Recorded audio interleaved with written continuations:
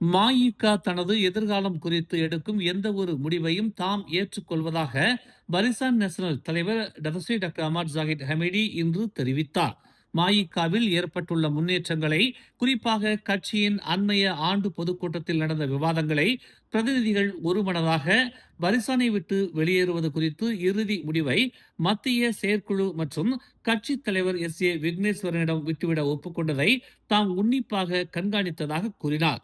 அவர்களின் பொதுக்கூட்டத்தில் நடந்த விவாதங்களை உன்னிப்பாக கவனித்து வருவதாகவும், மஇகா பிரதிநிதிகள் மற்றும் தலைமை எடுக்கும் எந்த முடிவுகளையும் தாம் மதிப்பதாகவும், மேலும் அவர்களின் உள் விவகாரங்களில் தலையிட தனக்கு எந்த எண்ணமும் இல்லை என்றும் ஜாகித் கூறினார். அவர்கள் எடுக்கும் எந்த முடிவையும் தாங்கள் திறந்த மனதுடன் ஏற்றுக்கொள்வோம் என்றும், இந்த முடிவு முற்றிலும் கட்சியை பொறுத்தது என்றும் அவர் விஸ்மா எம்சிஏவில் இதனை தெரிவித்தார். அண்மையில் குரங்கு ஒன்றை துன்புறுத்தியதாக வைரலான வீடியோவை அடுத்து, அந்த வீடியோவில் உள்ள சம்பந்தப்பட்ட இருவர் மீதும் இன்று மஜிஸ்ட்ரேட் நீதிமன்றத்தில் குற்றம் சாட்டப்பட்டது. நீதிபதி அமீன் ரஷீடி ராம்லி முன் தனித்தனியாக குற்றச்சாட்டுகள் வாசிக்கப்பட்ட போது 24 வயதான முகமது அமீருல் அஃபீக் சனூசி மற்றும் 28 வயது முகமது கைருல் அசீமான் ஷம்சுடீன் ஆகியோர் குற்றத்தை ஒப்புக்கொண்டனர். கடந்த நவம்பர் 1ஆம் தேதி மாலை 6:30 மணிக்கு ஜலான் தாவாங்கின் கம்போங் ஜெம்போலில் ஒரு கைவிடப்பட்ட வீட்டின் அருகே ஆண் குரங்கு ஒன்றை வேண்டுமென்றே அடித்து துன்புறுத்தியதாக அமரில் மீது குற்றம் சாட்டப்பட்டுள்ளது. இந்நிலையில் நீதிமன்றம் அவ்விருவருக்கும் தலா 5000 ரிங்கிட் ஜாமீனை ஒரு நபர் உத்தரவாதத்துடன் நிர்ணயித்துள்ளது. நேற்று அதிகாலை கோலாலம்பூர் சர்வதேச விமான நிலையத்தில் 12 கிலோகிராம் கொக்கைன் கடத்தியதாக சந்தேகத்தின் பேரில் ஜப்பான் நாட்டைச் சேர்ந்த மூவர் கைது செய்யப்பட்டனர். அவர்கள் நெத்திலி மற்றும் உலர்ந்த இறால் பொட்டலங்களில் மறைத்து வைக்கப்பட்டிருந்த போதைப் பொருட்களின் மொத்த மதிப்பு 24 லட்சம் ரிங்கிட் என கணக்கிடப்பட்டுள்ளது. பேங்காக்கில் இருந்து வந்த பிறகு அம்மூவரின் லக்கேஜை ஸ்கேன் செய்த போது சந்தேகத்திற்கு இடமான படங்களை அதன் அதிகாரிகள் கண்டறிந்ததாக மலேசிய எல்லை கட்டுப்பாடு மற்றும் பாதுகாப்பு நிறுவனம் தெரிவித்துள்ளது. 6 சூட்கேஸ்களில் ஒன்றையும் பல பைகளையும் ஆய்வு செய்த போது வெற்றிடத்தில் நிரம்பிய நெத்திலி மற்றும் உலர்ந்த இறால்களுக்கு இடையில் மறைத்து வைக்கப்பட்டிருந்த கொக்கைன் தெரிய வந்தது. 6 பைகளையும் முழுமையாக ஆய்வு செய்ததில் மொத்தம் 12 கிலோகிராம் கொக்கைன் கண்டுபிடிக்கப்பட்டது. ஆபத்தான போதைப்பொருள் சட்டம் 1952 பிரிவு 39B கீழ் போதைப்பொருள் கடத்தலுக்காக 3 சந்தேக நபர்களும் கைது செய்யப்பட்டனர். இந்த வழக்கு மேல் நடவடிக்கைக்காக சுங்கத்துறையின் போதைப்பொருள் பிரிவிடம் ஒப்படைக்கப்பட்டுள்ளது. மஇகாவுக்கும் பரிசானுக்கும் இடையிலான முரண்களை சுமூகமாக கையாளவே அம்னோ விரும்புகிறது என்று பரிசானின் துணைத் தலைவரும் வெளியுறவுத்துறை அமைச்சருமான டத்தோஸ்ரீ முகமது ஹசான் தெரிவித்துள்ளார். சுமூகமான பேச்சுவார்த்தைகளின் மூலமாக எந்த ஒரு பிரச்சனைகளும் தீர்க்கப்படும் என தாம் நம்புவதாக அவர் குறிப்பிட்டுள்ளார். மஇகாவுடன் தனிப்பட்ட முறையில் தாம் நல்லுறவை கொண்டிருப்பதால் சபா மாநில சட்டமன்ற தேர்தலுக்கு பிறகு மஇகாவின் உயர்மட்ட தலைவர்களுடன் தாம் தனிப்பட்ட முறையில் இது குறித்து பேசவிருப்பதாக அவர் தெரிவித்தார். மஇகாவின் தலைவர்கள் எடுக்கும் முடிவுகள் அதன் வரலாற்றையும் நினைவு கூர்ந்து முடிவெடுப்பார்கள் என தாம் நம்புவதாக டதஸ்ரீ முகமது ஹசான் கூறினார். கருத்து வேறுபாடுகள் காரணமாக பல வரலாறுகளை தாங்கியிருக்கும் நட்பும் அரசியல் ஒத்துழைப்புகளும் கலங்கப்பட்டுவிடக் கூடாது என்பதில் தாம் உறுதியாக இருப்பதாகவும், தவறான புரிதல்களை கொண்டிருந்தாலும் அதை சுமூகமான தீர்வை நோக்கி நகர்த்த விரும்புவதாகவும் டதஸ்ரீ முகமது ஹசான் தெரிவித்தார். கடந்த திங்கட்கிழமை சுங்கை கில்லானில் ஏற்பட்ட திடீர் அலையில் அடித்துச் செல்லப்பட்ட பின்னர் ஒரு நிறுவனத்திற்கு சொந்தமான காணாமல் போன வாகனம் இன்று காலை தேடல் மற்றும் மீட்புக் குழுவினரால் கண்டுபிடிக்கப்பட்டது.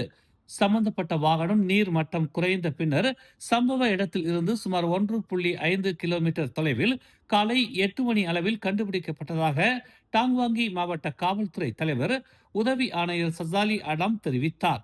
வாகனத்திற்குள் யாரும் இல்லை என்பதை சோதனைகள் காட்டுவதாகவும், கார் மீட்கப்பட்டு சொந்தமான நிறுவனத்திடம் ஒப்படைக்கப்பட்டுள்ளது என்றும் அவர் சம்பவ இடத்தில் செய்தியாளர்களிடம் கூறினார். அந்த வாகனத்தில் இருந்து காணாமல் போனதாக சந்தேகிக்கப்படும் நபர் 34 வயதுடையவர் என்று தெரிய வந்துள்ளது. 3வது நாளாக நேற்று மாலை 6:30 மணிக்கு தேடுதல் நடவடிக்கை நிறுத்தப்பட்ட பின்னர் இன்று காலை மீண்டும் தொடங்கியது.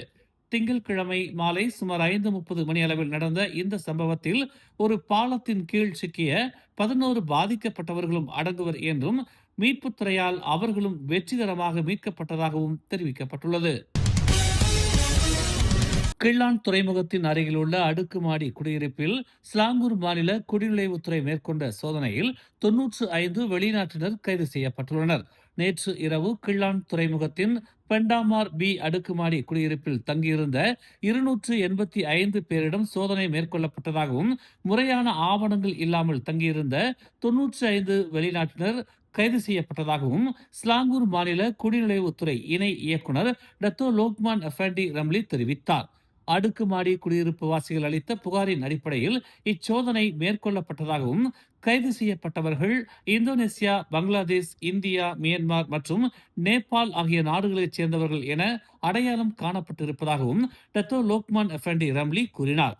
அருகில் உள்ள கிள்ளான் துறைமுகத்தில் கூலி வேலை செய்து வருவதாகவும் பெரும்பாலான வெளிநாட்டினர் முறையான ஆவணங்கள் இல்லாததால் குறைந்த ஊதியத்திற்கு கிள்ளான் துறைமுகத்தில் வேலை செய்து வருவதாகவும் முதற்கட்ட விசாரணையில் தெரிய வந்துள்ளது. மாணவர்கள் சம்பந்தப்பட்ட அண்மைய கடுமையான குற்றச்சம்பவங்கள் குறித்து மாட்சிமை தங்கிய மாமன்னர் சுல்தான் இப்ராஹிம் கவலை தெரிவித்துள்ளார். இது போன்ற சம்பவங்கள் அவர்களின் ஒழுக்கம், மதம் மற்றும் குணநலன் வளர்ச்சி குறித்து கேள்விகளை எழுப்புகின்றன என்று அவர் கூறினார். மாரா தொழில்நுட்ப பல்கலைக்கழகத்தின் வேந்தராகவும் இருக்கும் சுல்தான் இப்ராஹிம் இந்த வழக்குகள் நாட்டின் கல்வி நிறுவனங்களின் நற்பெயருக்கு களங்கம் விளைவிப்பதாக கூறினார்.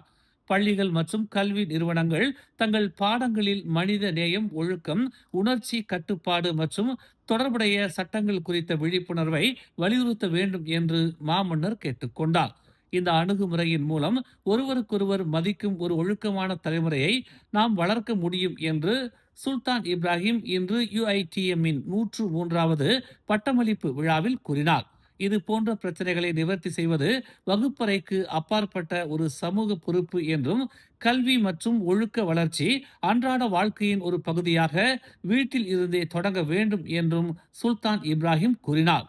வீடுகள்தான் அனைவருக்கும் முதல் பள்ளி என்று குறிப்பிட்ட அவர், சிறு வயதிலிருந்தே குழந்தைகளுக்கு மதிப்புகள், ஒழுக்கம் மற்றும் சமூகத்திற்கான பொறுப்புணர்வு கற்பிக்கப்படும் இடம் வீடுகள்தான் என்று தெரிவித்தார்.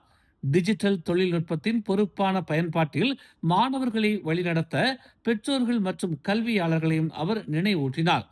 மாணவர்கள் டிஜிட்டல் தொழில்நுட்பத்தை அணுகுவதை கட்டுப்படுத்துவதற்கு எதிராகவும் அவர் தமது கருத்தை முன்வைத்தார். இது டிஜிட்டல் கற்றல் பொருட்களை அணுகுவதை தடுக்கலாம் என்று அவர் கூறினார்.